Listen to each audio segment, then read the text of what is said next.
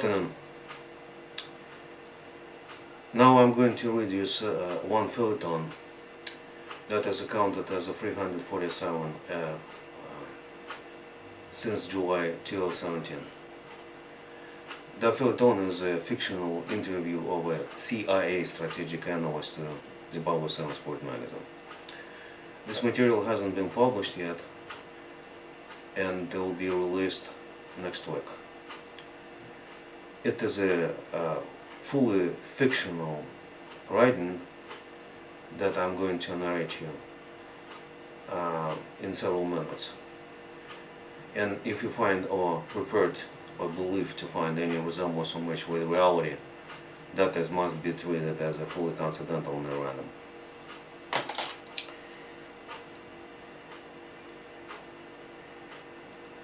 It's been written by me, Andrei Hamster Shatalov, and will be narrated by me too. Magazine. Hello. Fer and Partaginosofer are desperate in defense what we watch by many unusual steps they take.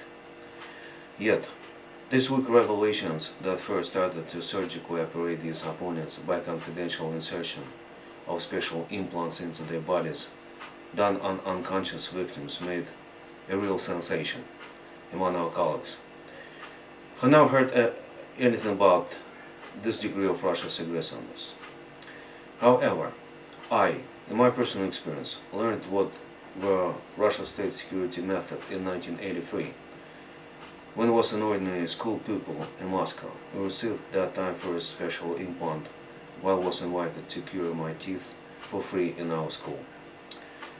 This bug was sloopy till 1999 when third entourage moved for a grand escape far ahead of others to occupy Kremlin's now. Our guest today is a strategic analyst of the CIA, United States Strategic Agency, who came to answer several questions on this topic. CIA strategic analyst. Hello. We're aware about various methods our Führer dares to defend, or you'd better call it to forestall, against his usual enemies. They all undergo a procedure of informal enforced surgical or quasi-surgical operations, done always on unconscious bodies. However, there are two main kinds of items that are inserted into their bodies. One group embraces hallmarks that are to be interpreted as a bearer was stigmatized as God found in disgrace for what was punished by forced sodomy. Such special hallmarks have been historically known in Soviet underworld as some forcibly made tattoos. Principles of such involuntary tattoos were simple. A contemptible person, often unhappy card gamer unable to cover their debt, could be punished by forced sodomy in a cell by inmates who were considered proper enforcement individuals in each similar case. Having completed the lesson, the accusers could stand down special tattoos that would serve as a flag of disgrace, which the lowball stood no chance to remove without side aid. One very common kind was a tattooed picture of two stalkers who shove coal into victim's rectum. Of course, such tattoos had other standard sense. You may visit a library where to study literature on Russia's and Soviet tattoos. Later, KGB and police invented their own service tattoos that were semi-officially put into circulation as to be done by law enforcement officers on inmates and suspects, but on the same grounds. Also, cops and counterintelligence officers created new fashionable signs like 500 flights, which was a special forcibly inserted implant that was to be an external signal of a frequently sodomized fag who was enforced by violent sodomy 5 or more than 500 times. Magazine. What kind of implant that was? CIA analyst. This is a soft grand distortion of abdomen, usually on the right or left side just above the waist. That is done by forcible injection of some chemical components, which are used in females' plastic surgery to enlarge women's breasts. The under-skin shot causes appearance of a huge swell, a tumor, that is very like female's breast but he hangs on one's abdomen. This kind of tattoo is a service flag, a stigma that is common for law enforcement officers, understood in contrast to career criminals. Magazine. Wait a second. Do they do this injection to inmates in incarceration? Question mark. How does it? Question mark. Oh, how does it? Who does it? Prison attendants? Question mark. CIA officer. Yes, you're right. Magazine. What other approach that first critic or opponent may face? Question mark. CIA strategic analyst. This is a surgical operation that ends in insertion of a special implant into one's body, what is always done by a dentist, by fraud or surgeons on an unconscious patient.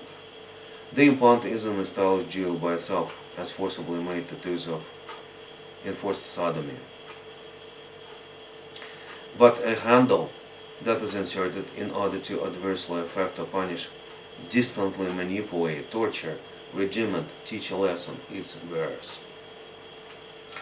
One of such relic kind was a special implant literally translated from Russian, shoe polish. In fact, there was a soft black rubber or white silicone filling in one's tooth that was explained as inserted to fasten the tooth from crack. Its real goal was to affect bearer's stability by hardly tolerated tortures, resulting in epic nervous breakdown caused by lasting insomnia, tremor, and painful feelings.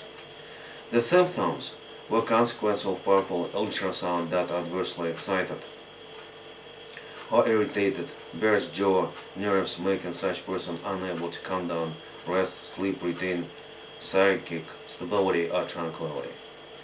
KGB and Russia's counterintelligence used such implants to compromise a victim, usually Kremlin's opponents or critics, as a mentally sick individual who served their duty in the Hedge.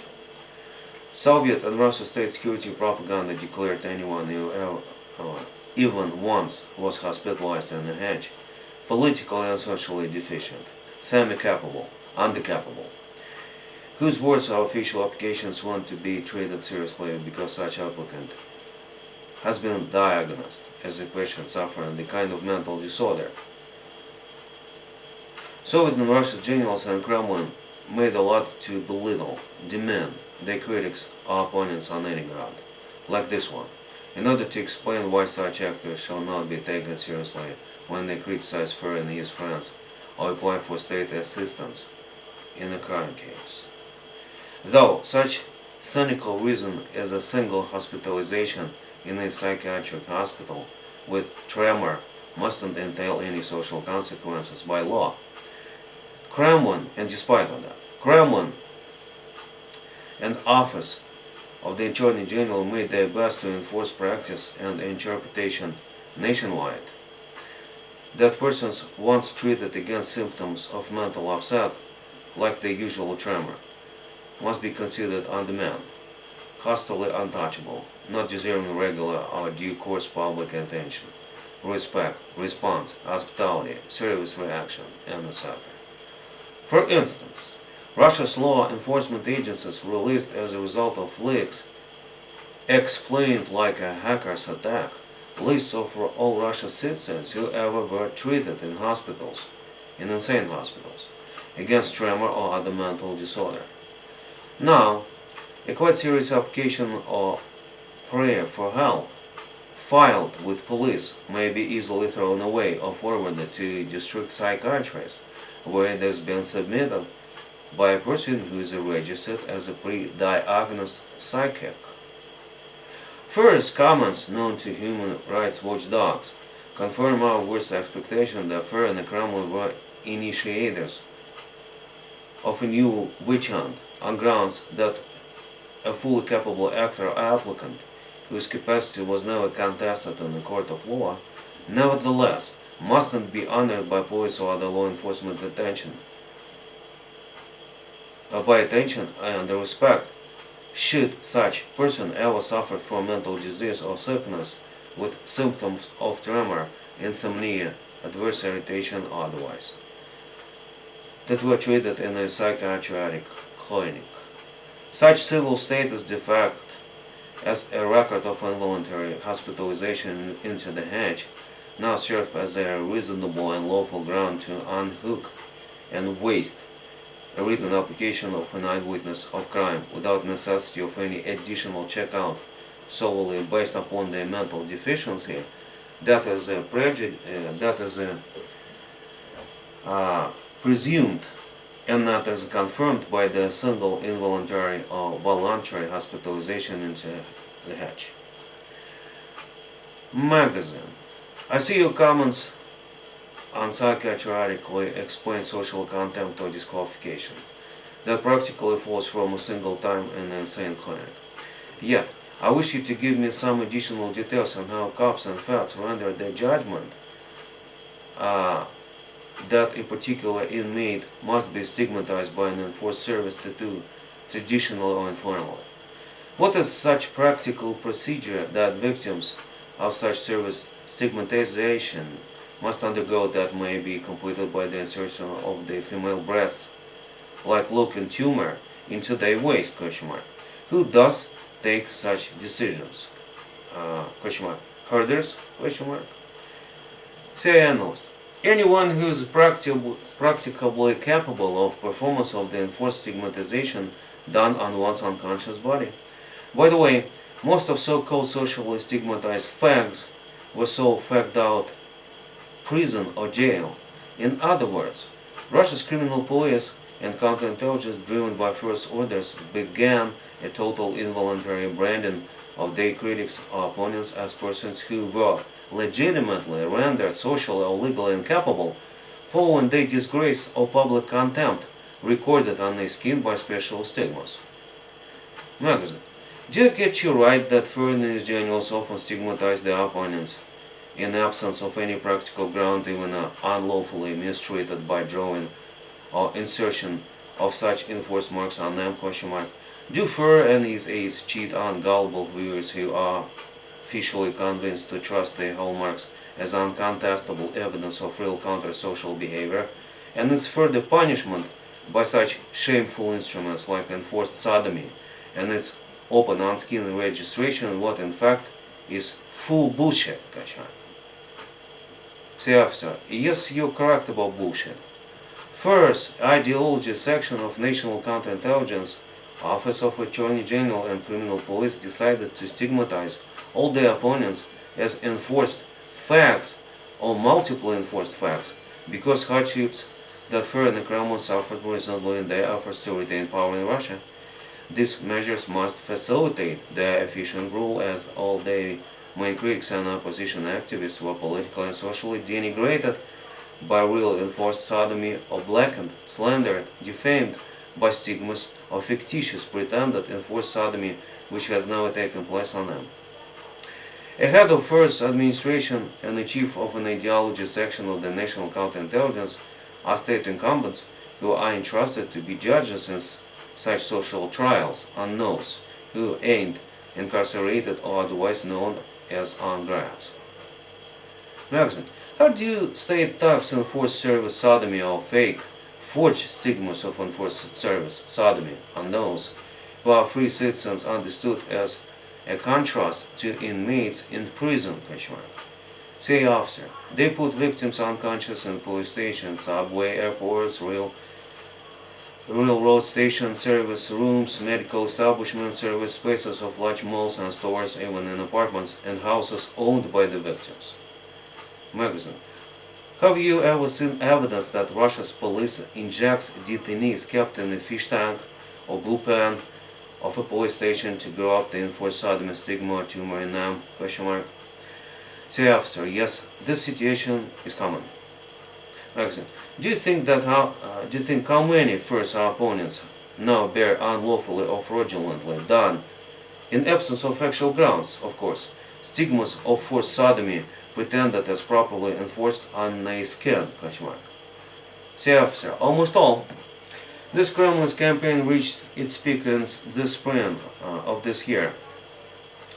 First, on Kremlin's aides stigmatized all key national political protesters who are now advertised by first counterintelligence as facts whose opinion is irrelevant and must be treated as irrelevant. What is evidenced by stigmas of their diminutive status after they underwent the enforced sodomy as an act of their disgrace and political contempt.